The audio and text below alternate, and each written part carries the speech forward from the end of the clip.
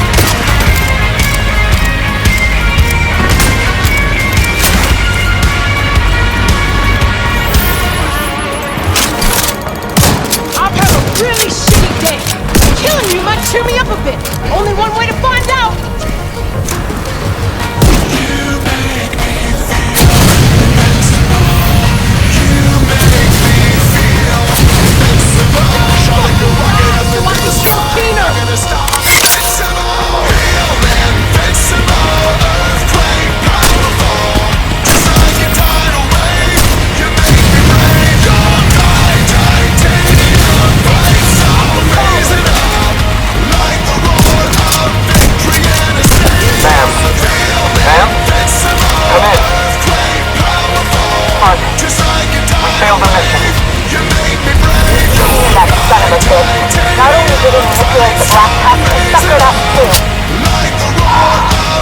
At least we have Toronto and find out what he knows. It's pretty clear that Kino is planning something big.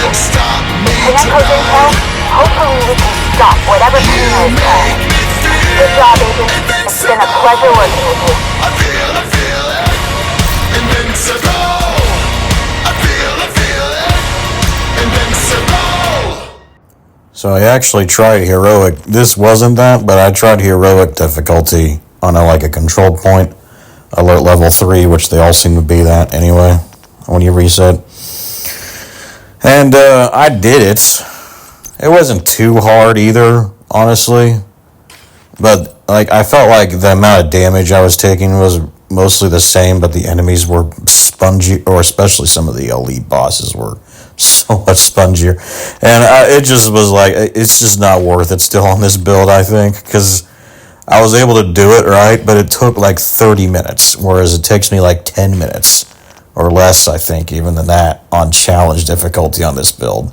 And I'm like, the rewards aren't even much better, so they definitely weren't better at all when I did that one control point on heroic, so I just wanted to prove to myself that I could do it. But I did add a directive at least for challenge difficulty. However, when I checked the global ones, almost all of them I despise.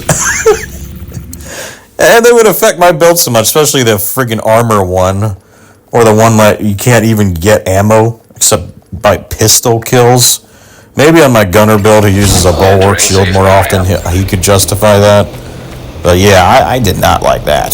So I only got the Fog of War one because it's I barely pay attention anyway.